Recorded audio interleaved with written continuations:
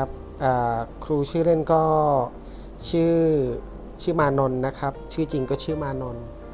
นะก็เป็นครูสอนศิลปะที่โรงเรียนมหิดลวิทยาสอนเริ่มสอนตั้งแต่ปี2547เนาะใช่แล้วก็ปี50ปี51ก็ลาไปเรียนปริญญาโทแล้วก็กลับมาสอนอีกครั้งปี52เรียนที่ศิลปากรครับที่คณะจิตรกรรมครับตอนที่กำลังจะเรียนจบเนี่ยก็ทางมหาลัยเขาก็มีสมุดปัดฉิมนิเทศนักศึกษาที่กำลังจะจบแล้วทีนี้ก็ไปเห็นชื่อสถานที่ที่น่าสนใจก็มีบริษัทแกรมมี่ตอนนั้นเปิดรับอาร์ตครีเอทีฟอยู่ครบครีเอทีฟไดเรคเตอร์อะไรพวกนี้ครับแล้วก็มีหนึ่งในนั้นก็มีครูสอนวิชาทัศนศิลป์ของโรงเรียนมหิดลวิทยานุสรณ์ก็รู้สึกว่าสองชื่อนี้น่าสนใจตอนแรกที่คิดจะไปแกรมมี่เนี่ยเพราะว่ารู้สึกว่าอยากจะเปลี่ยนแปลงวงการลูกทุ่งให้มี MV ที่แบบดูทันสมัยมากขึ้นเราน่าจะมีส่วนช่วยในการเปลี่ยนแปลง MV ลูกทุ่งในเมืองไทยอะไรประมาณนี้ส่วนโรงเรียนวิทยาสอนก็มีสอนวิชาทัศนศิลป์ก็รู้สึกให้มันตรงสาขากับที่เราเรียนมาก็เลยเอาอยู่ในลิสต์รายชื่อ2รายการนี้แล้วพอไปสอบถามก็พยายามหาข้อมูลนะครับ2ที่เนี่ยแล้วก็ที่แกรมมี่เนี่ยก็ลองโทรไปดูแล้วก็เขาหมดเขตไปละเพราะมัวแต่ตัดสินใจอยู่จะเอาที่ไหนดี นะแล้วก็แต่มาดูสอนเป็นวันสุดท้ายนะครับที่สมมุติว่าโทรไปวันเนี้ยพรุ่งนี้คือปิดรับวันสุดท้ายใช่ระหว่างหาข้อมูลว่าทำไมถึงเลือกมหิดลวิทยาสอนเพราะว่ามีเพื่อนที่อยู่คณะอื่นเขาจบจากโรงเรียนมหิดลวิทยาสอนแล้วเขาก็บอกว่าคือเขาก็มีเพื่อนๆอะไรเงี้ยก็เห็นว่าคนที่จบมาจากโรงเรียนวิทยาสอนเนี่ยจะเป็นเด็กที่เป็นเด็กดีอ่ะน่ารักมีน้ำใจโอ้เราเข้ามาตอนแรกนี่เหมือนเอเลี่ยนเลยนะคือเราคือแกะดำในบรรดาแกะขาวอะรู้สึกอย่างนั้นเลยนะรู้สึกว่าตอนแรกก็ท้อๆเหมือนกันนะด้วยระบบอะไรต่างๆพอเราเรียนมาแบบอิสระแต่พอเข้ามาอยู่ในระบบก็ปรับตัวสักพักหนึ่งก็ปรับตัวได้เราก็รู้สึกว่าแต่สิ่งที่ท้าทายนะเวลาเรามาสอนที่นี่มีความท้าทายอย่างที่ว่านักเรียนเป็นนักเรียนวิทยาศาสตร์เพราะฉะนั้นความสนใจทางด้านศิลปะเขาก็อาจจะไม่เท่ากับวิทยาศาสตร์เพราะฉะนั้นเราจะออกแบบวิธีการสอนยังไงที่ทำให้เด็กๆเนี่ยเขา appreciate กับอาร์ตก็เปิดสอนเลยนะตอนแรกเปิดสอนวิชาทัศนศิลป์เลยทัศนศิลป์ก็คือวิชาที่สอนศิลปะทุกๆแขนงเลยให้นักเรียนรู้จักเรียนทุกๆแขนงไม่ว่าจะเป็นงานภาพจิตรกรรมประติมากรรมศิลปะภาพพิมพ์ประมาณนี้ครับแล้วก็เปิดวิชาอีกวิชาหนึ่งก็คือวิชาสุนทรียศาสตร์กับการดำรงชีวิตแต่อันนี้เป็นวิชาเลือกนะตอนนั้นมีนักเรียนมาเรียนประมาณ5 คนสำหรับสายตาของครูนะศิลปะมัน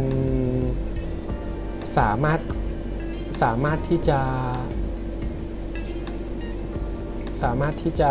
นิยามความหมายเนี่ยไม่ได้ตายตัวนะแต่มันจะมีคีย์เวิร์ดสำคัญอยู่หลักๆก็คือเป็นสิ่งที่มนุษย์สร้างขึ้น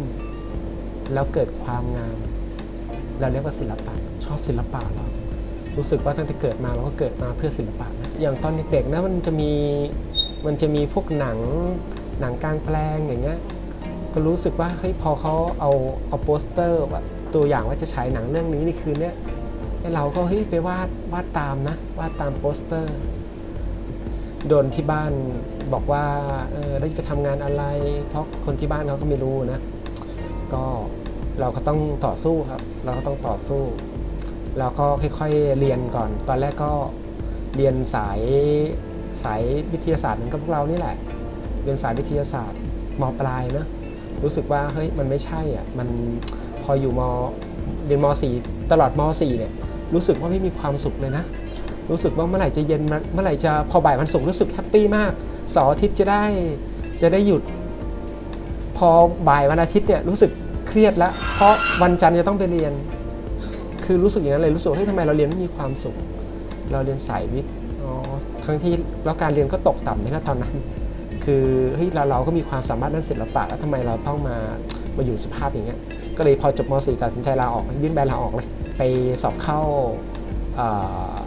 ตอนนั้นเป็นสถาบันเทคโนโลยีราชมงคลแล้วตอนนั้นก็รู้สึกว่าเฮ้ยชอบมากรู้สึกว่าเฮ้ยเราตื่นเต้นที่เราจะเห็นรายชื่อวิชาต่างๆเห็นอ่านคำอธิบายรายวิชาว่าเป็นยังไงรู้สึกมีความสุขมากทุกครั้งที่ทำงานไม่เคยคิดว่าเหนื่อยเลยรู้สึกมันคือการพักผ่อนคืออยากจะฝากเป็นห่วงนะครูเป็นห่วงเด็กสมัยนี้เด็กรุ่นนี้ไม่ใช่เฉพาะมหิดลที่สอนนะแต่เป็น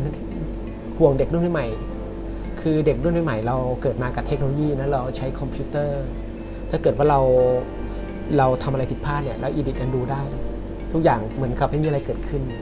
แต่ในชีวิตจริงเนี่ยมันไม่ใช่ถ้าเกิดเราผิดพลาดเนี่ยเราต้องแก้ปัญหาแต่ศิลปะเนี่ยมันสอนให้เรารู้จักแก้ปัญหาเฉพาะหน้านะเพราะเราลงสีผิดอย่างเงี้ยเราจะแก้ปัญหายังไงให้มันเป็นสิ่งที่เราต้องการ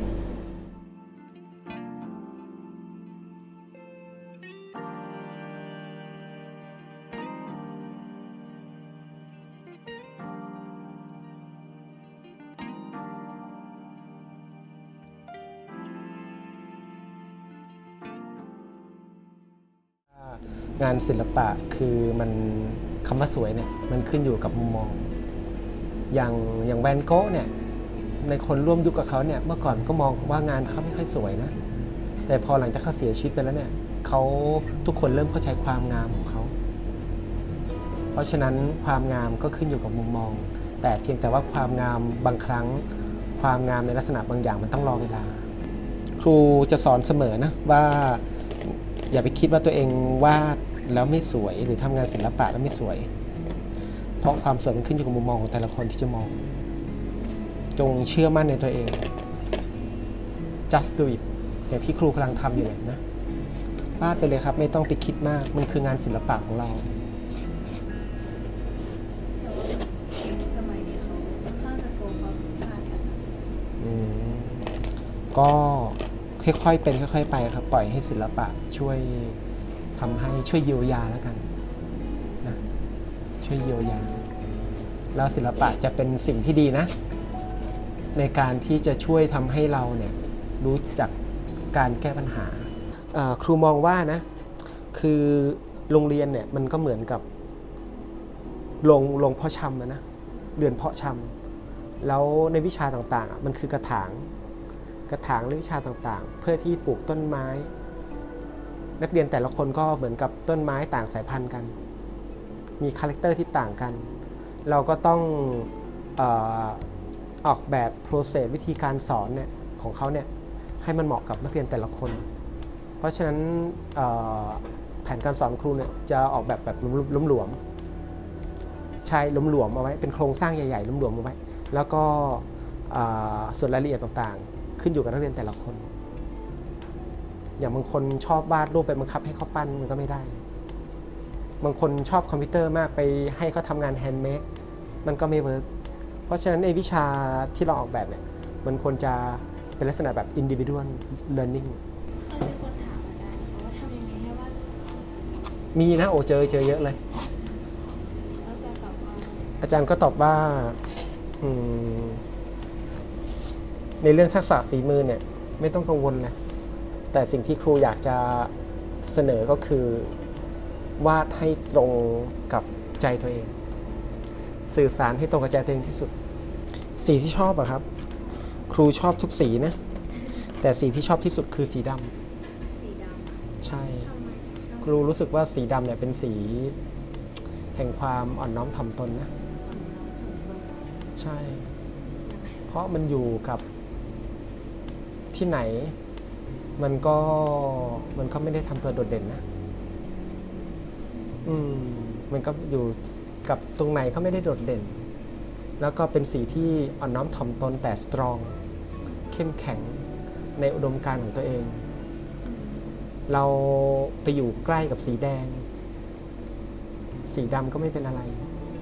ไม่ได้เปลี่ยนตามสีแดงนะแถมยังส่งอิทธิพลให้กับสีแดงต่างหากเป็นสีที่สุภาพเรียบร้อยมาก เป็นสีที่มีความสุภาพ เป็นสีแห่งความให้เกียรติ เป็นสีแห่งการให้เกียรติ สุภาพมากถึงขนาดเราใส่ไปงานของคนตายได้ครูรู้สึกอย่างนั้น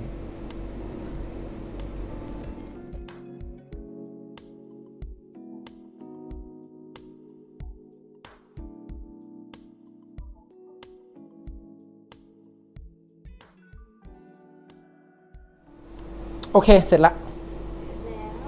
ใช่ครับ เสร็จละ อาจารย์จะตั้งชื่อภาคนี้ว่าอะไรดีคะ ตั้งชื่อภาพนี้เหรอ ใช่ just do it just do it ทำออกไปเลยครับ ไม่ต้องคิดมากมันจะเป็นรูปอะไรทำตามความรู้สึกของเรา งานศิลปะต้องซื่อสัตย์ต่อความรู้สึกของตัวเอง